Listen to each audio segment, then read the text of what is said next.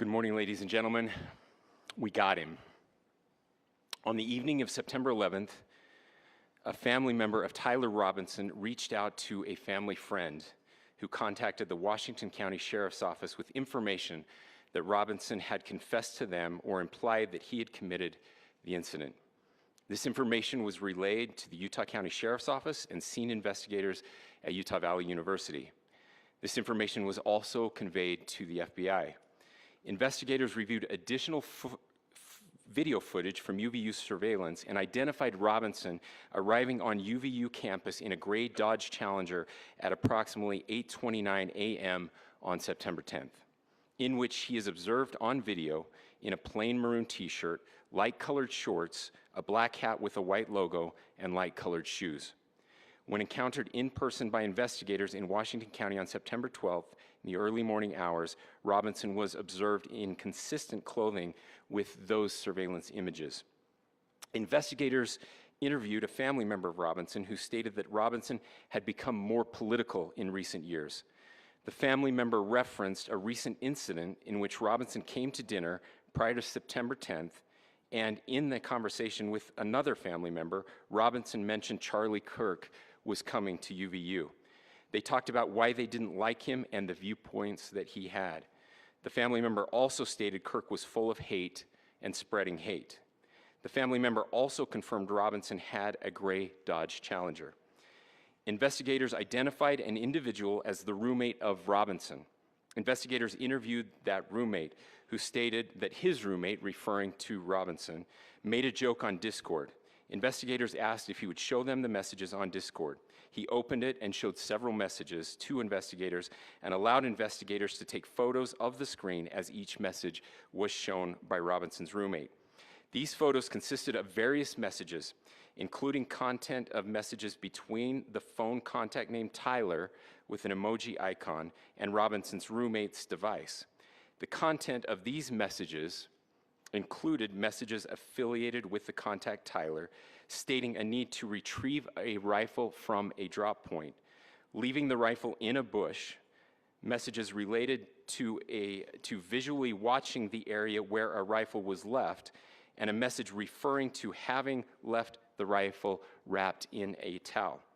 The messages also refer to engraving bullets and a mention of a scope and the rifle being unique.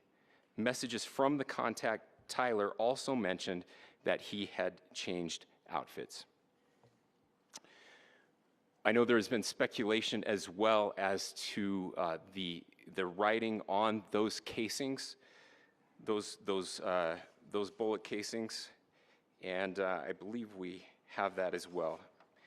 And I will share that with you now. So the area north of Campus Drive Road where the suspect crossed over, you saw some of that in the video that we released last night, consists of a grassy area with trees on the edge of the UVU campus. Investigators discovered a bolt-action rifle wrapped in a dark-colored towel. The rifle was determined to be a Mauser Model 98 30-06 caliber bolt-action rifle. The rifle had a scope mounted on top of it. Investigators noted inscriptions that had been engraved on casings found with the rifle.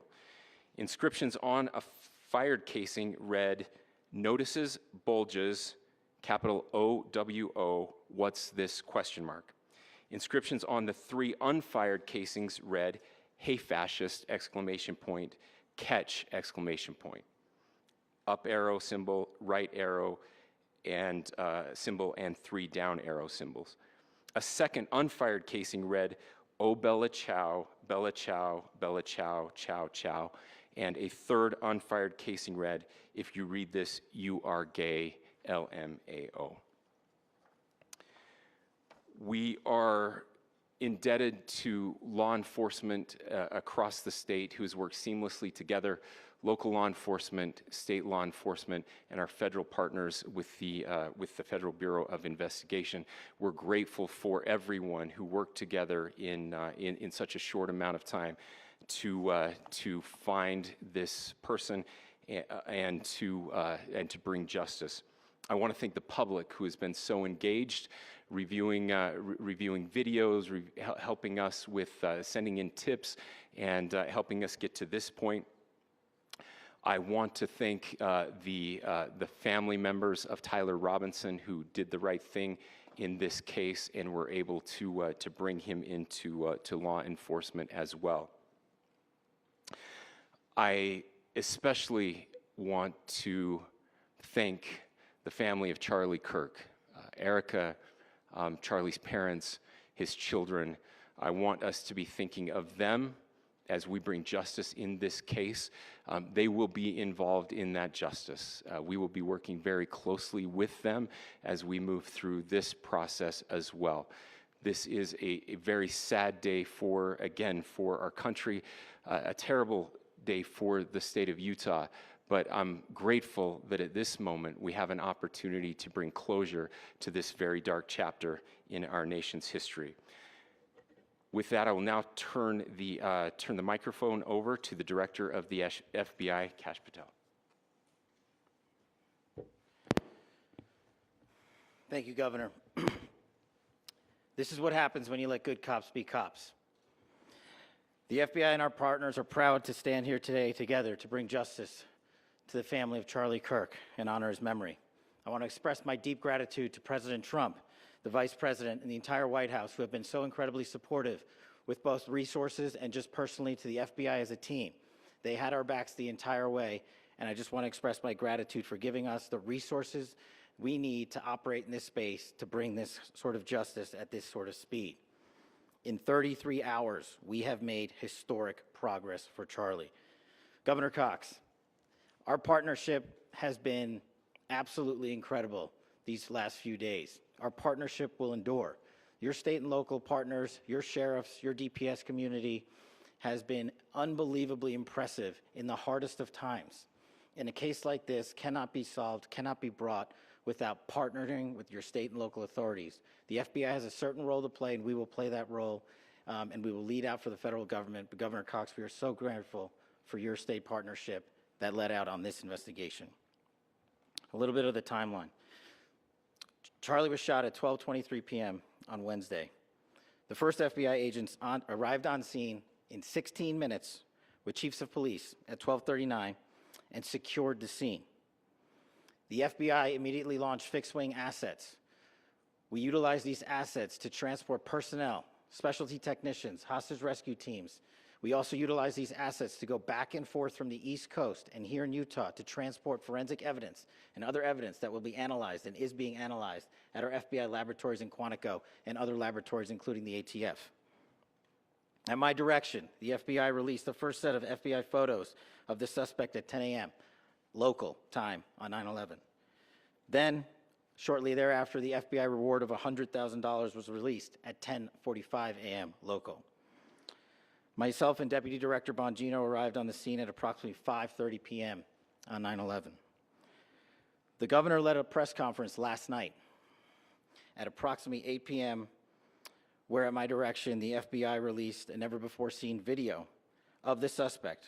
We also released new images to the public of the suspect.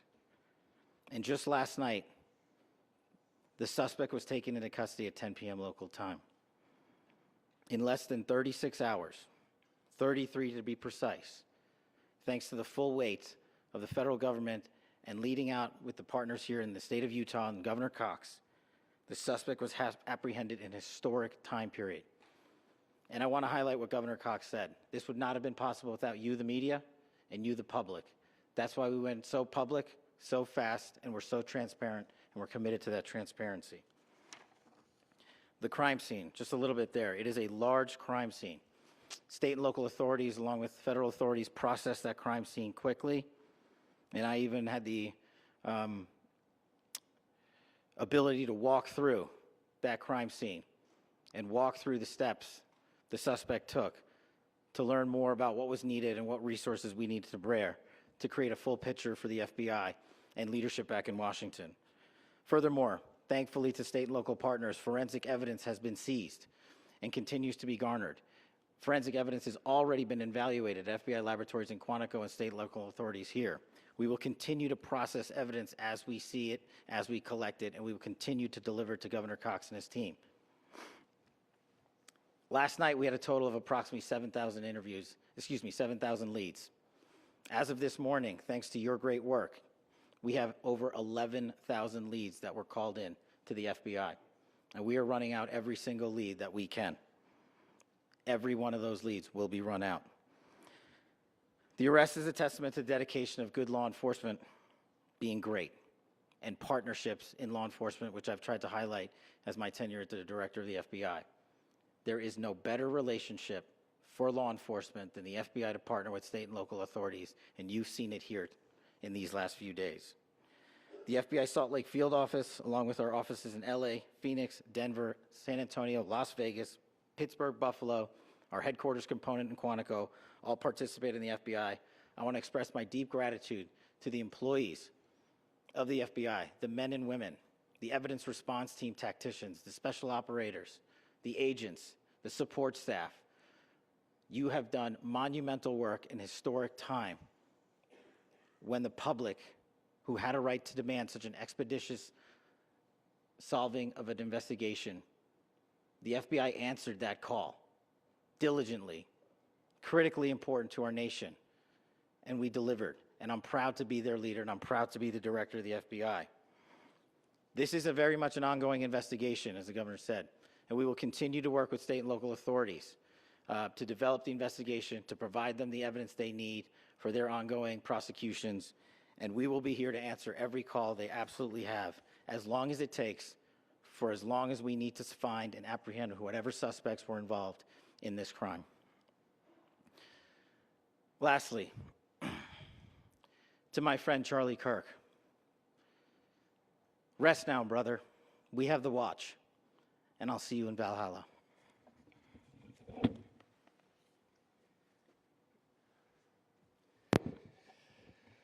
Thank you, and good morning.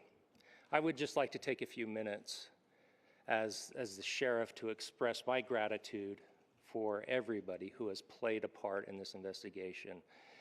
As you know, it's been a vast, a complicated, and a very, very fast-paced investigation. You're looking at people standing up here who are running on, if they got an hour's sleep in the last couple of days, they're probably lucky. It has been very taxing. It has been so impressive, speaking on behalf of the local law enforcement, to see the cooperation that we've seen in this type of case. Across the state, sheriffs, chiefs, our state partners have stepped up and have come to the call on anything that we needed. Our county chiefs have been phenomenal. Our Utah County Attorney, Jeff Gray, who's standing up here with us, has been phenomenal in leading us through this investigation. I would like to thank the federal government for their resources, their assets. Our local team here, our FBI team, has been extraordinary in helping us work through this and bring this person to justice. Most of all, I would like to thank the public, and specifically, I would like to thank the public who turned to prayers and who turned to positiveness for us. I would like to thank them on behalf of the law enforcement community, because we needed those prayers. That's what we needed to get through this. We needed your support, and you gave it to us. We needed your patience, and you gave it to us. And I would like to thank you for the Kirk family, because that's what they need, is your support and your prayers, and that will get us through all of this. So thank you, everybody, for everybody that have stepped up. We've had such a phenomenal response to this. Thank you.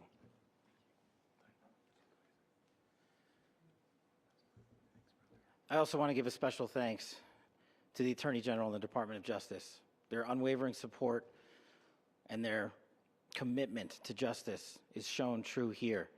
And without AG Bondi and Deputy Attorney General Todd Blanche and the resources they brought to bear, we would not have been able to complete our mission. And I just want to say special thanks. It's an honor to be a part of the Department of Justice. Thank you again to our incredible law enforcement team who has worked so hard. Sheriff, I got a solid 90 minutes last night, so I'm probably the most well-rested person up here.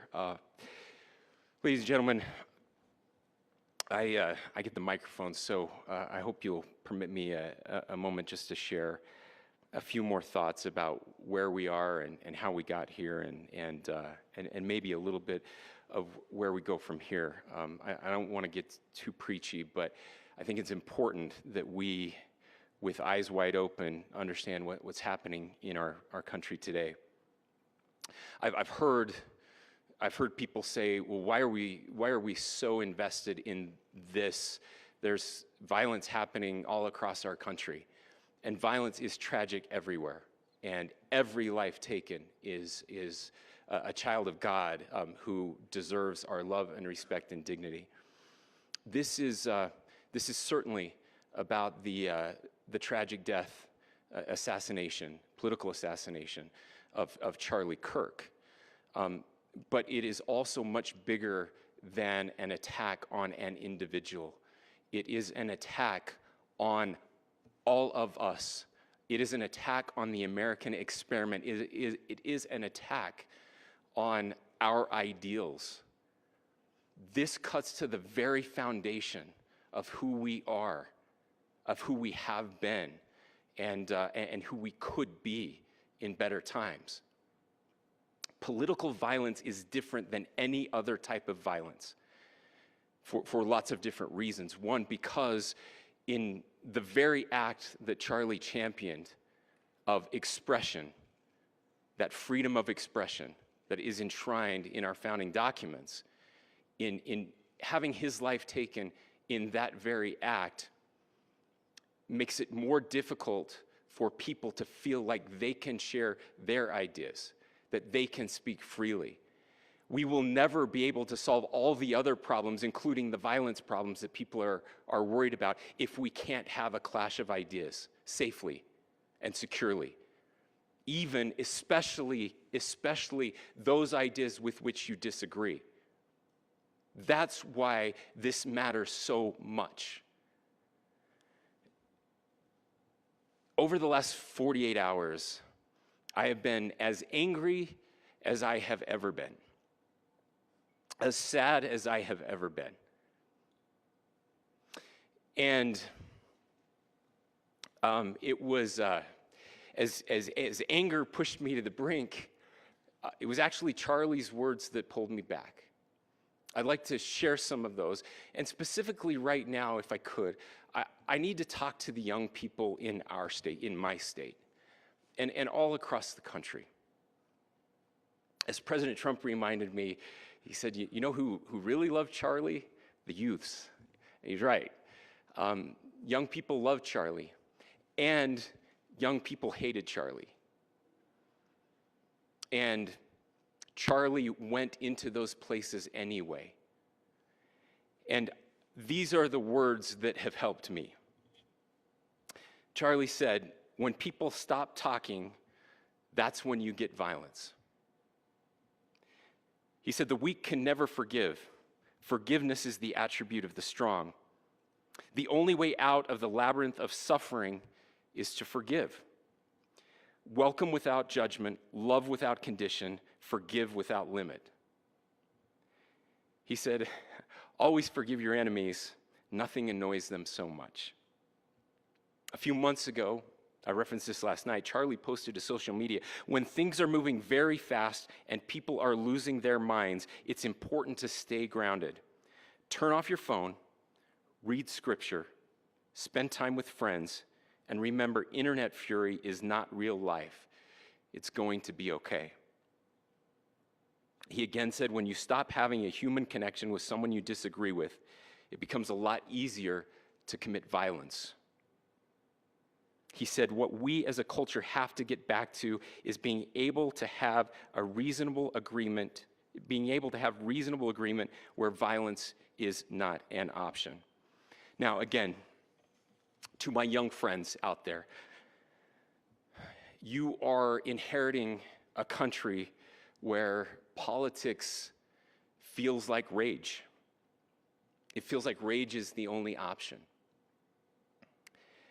But through those words, we have a reminder that we can choose a different path. Your generation has an opportunity to build a culture that is very different than what we are suffering through right now. Not by pretending differences don't matter, but by embracing our differences and having those hard conversations. I think we need more moral clarity right now. I hear all the time that words are violence. Words are not violence. Violence is violence. And there is one person responsible for what happened here. And that person is now in custody and will be charged soon and will be held accountable. And yet, all of us have an opportunity right now to do something different. I want to thank my fellow Utahns. This bad stuff happens. For 33 hours, I was praying that if this had to happen here, that it wouldn't be one of us. That somebody drove from another state, somebody came from another country. Sadly, that prayer was not answered the way I had hoped for, just because I thought it would make it easier on us if we could just say, hey, we don't do that here. And indeed, Utah is a special place. We lead the nation in charitable giving. We lead the nation in service every year.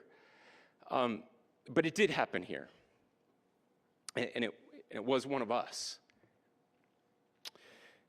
But I want you to look at how Utahns reacted the last 2 nights. There was no rioting. There was no looting. There were no cars set on fire. There was no violence. There were vigils and prayers and people coming together to share the humanity. And that, ladies and gentlemen, I believe is the answer to this. We can return violence with violence. We can return hate with hate. And that's the problem with political violence, is it metastasizes. Because we can always point the finger at the other side. And at some point, we have to find an off-ramp, or it's going to get much, much worse. But see, these are choices that we can make. History will dictate if this is a turning point for our country. But every single one of us gets to choose right now if this is a turning point for us. We get to make decisions. We have our agency. And I desperately call on every American, Republican, Democrat, liberal, progressive, conservative, MAGA, all of us to please, please, please follow what Charlie taught me. I'll just conclude with words I share often from a friend and author, Yuval Levin, who was asked if he was optimistic about our country. And he said, I'm not optimistic. He said, I hate optimism. Like, that sounds bad.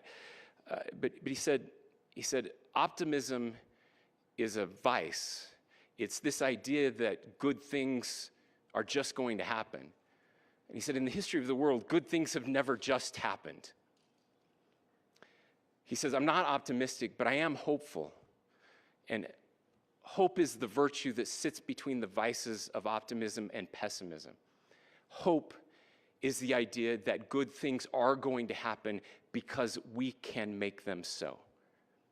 I still believe in our country. And I know Charlie Kirk believed in our country. I still believe that there is more good among us than evil.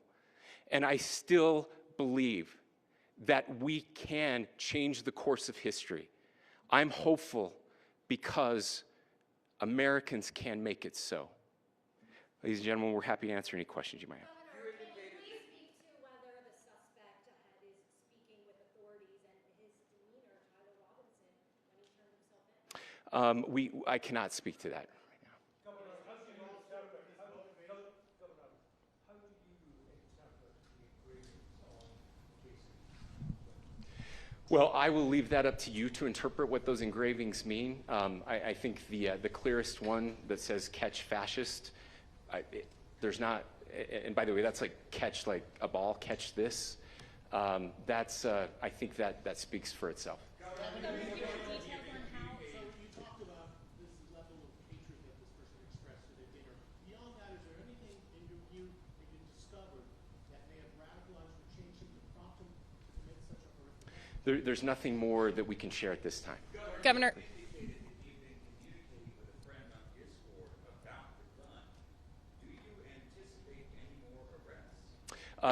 We do not at this time have any information that would lead to any additional arrests. Yes. But Governor. the investigation is ongoing.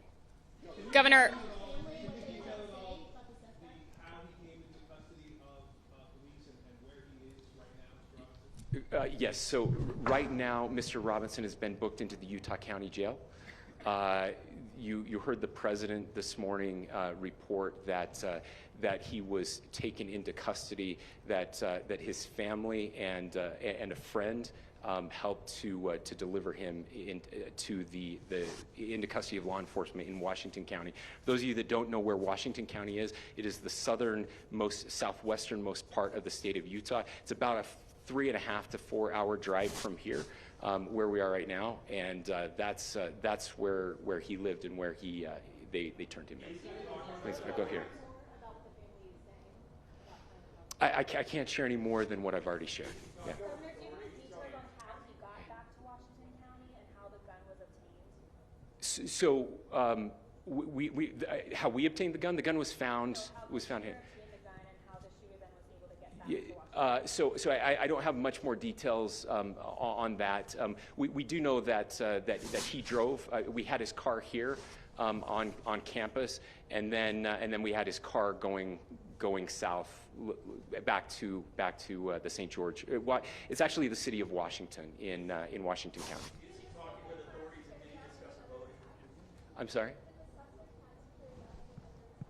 We don't have any information that would lead us to believe that. Yes, in fact, it was just released. Yes. I can't answer that right now. Yeah, thank you. Over here.